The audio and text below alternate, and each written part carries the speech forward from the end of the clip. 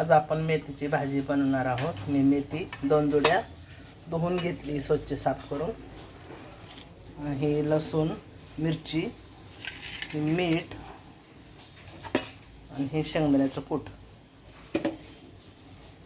आता आपण तेल तापत ठेवलंय मी अगोदरच, त्यात मिरची घालून घेते।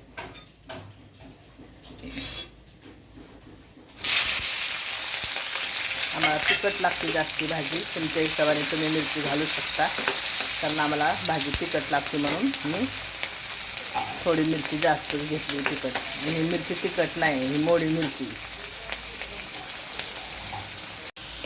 आता हे आपली मिरची आणि लसूण आहे ना थोडासा तळलाय चांगला। आता ह्या त्याच्यावर आपण ह्यात भाजी घालून घेऊ।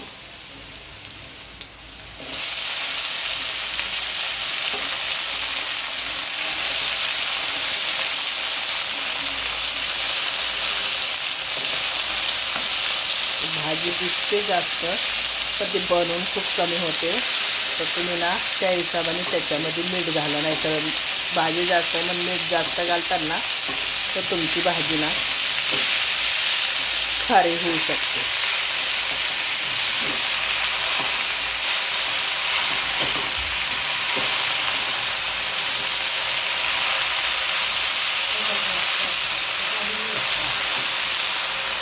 आता बघा आपली भाजी बघा केवढी झाली। आता त्या हिशोबाने मी ह्यात मीठ घालून घेते। आता मीठ घातलंय, आता हे शेंगदाण्याचं कूट पण मी घालून घेते।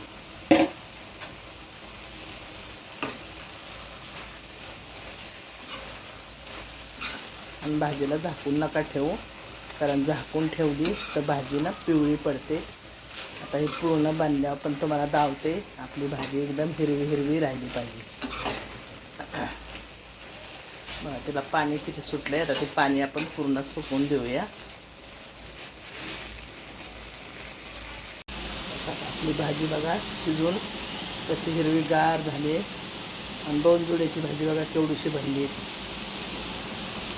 अशी तुम्ही पण बनवा, ढाकून भाजी ठेवू नका। खुली शिजवली ना एकदम मस्त बनते, हिरवीगार राहते।